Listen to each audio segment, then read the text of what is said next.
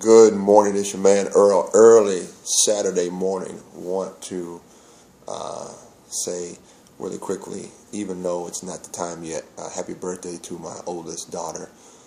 If she ever does watch this video, this is her birthday. And so I want to say happy birthday, even though she wasn't born until I want to say 11, either 47 or 11:57. So she just made it in. So typically, she's away at college right now, so I would take her out to eat at super late at night. So that's always been my tradition. So happy birthday, young lady. May the Lord continue to bless you and keep you, guide you. Day 174, Saturday, 6/23/2018, and I want to talk about something that gets people in a tizzy a little bit. And what I mean by that is when you see something that other people don't see, and I'm gonna call that when you have a grasp on superior business truth. It's not just enough to know the facts, because facts can change. Truth does not change.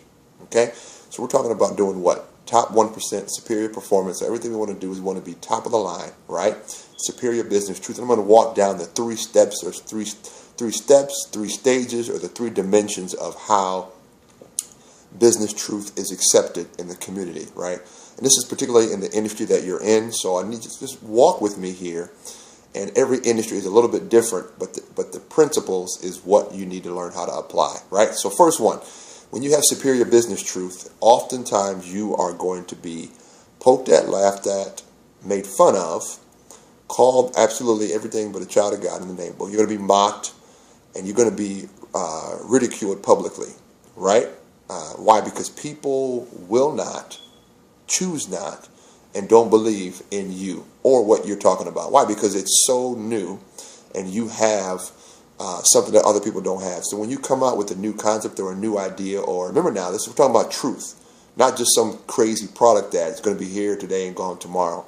A superior business truth, you're going to be mocked. Why? Because it's so new, and most people have never heard of it or even thought of it, right? So understand you're going to be ridiculed, you're going to be mocked, you're going to be made fun of. This is where you develop your tough skin. This is when you realize, if this is something that I really want to get involved in, do I really want to be an entrepreneur? Because this is part of the process, right? Remember, day 174, Saturday morning, and the sun just peeked out a little bit, but it went back behind the clouds, I guess. Point number 2, once a certain group of people actually do some research on what you're talking about, and they find out that actually what you're talking about is true, you're going to be violently opposed, to the point where it's going to be almost violent, right?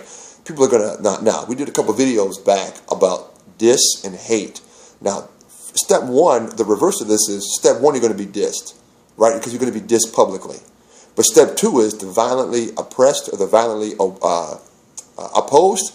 This is where the hate kicks in. Why? Because people notice you, or a certain level to what you're talking about, or they understand a certain dimension to what your truth that you're proclaiming to have, and they're saying, you know what? Their acceptance is limited, because most of the time they can't get past their own mindset, right? So they begin to resort to what I call bully tactics. They call certain people in the industry, they call certain vendors, they try to influence the industry not to accept your new business truth, right? And sometimes it gets violent, sometimes it gets argumentative, sometimes it gets outright landish, right? But this is where the hate comes in. Remember, hate in business, even in personal life, when somebody hates on you, is they find a flaw, right? They don't hate on the fact that what you're doing is right, or what you're doing is true, or what you're doing is good. They find a flaw, and guess what? Since nobody's perfect, everybody has a flaw that a hater can key in on. So the reverse of that is they violently oppose you by using bully tactics, hate tactics, okay? Trying to influence other people already in the industry. Why? Because they don't want other people to hear what you have to say, and they don't want other people to look at what you're doing, right? If they can keep people from listening to you, keep people from looking at you, then you're going to continue to struggle in business with your superior business truth. And then obviously the final phase is when people say, man, dude is right, or dude's got an awesome product.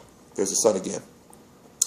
This is where step 3 is, your superior business truth is widely accepted as a concrete truth in business, which means your product stood the test of time. Your concept is actually true, right? And this is where they begin to believe, this is when they begin to trust and believe in what you're talking about.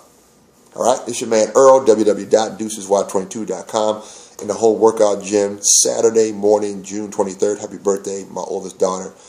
Day 174, getting to that. Superior business truth. Understand it. Study this video. Don't get angry. Everybody goes through the same process, right? Step 1, you're going to be poked at. Step 2, you're going to be violently oppressed. That's when the hate comes in. Step 1 is the dish. Step 2 is the hate. And then step 3 is after you prove yourself superior in product and in quality and integrity and in practice and in discipline, then you're going to be widely accepted. So stand the test of time. Keep your hand on the plow. Get to it. It's your man Earl, day 174, Saturday, June 23rd. Peace.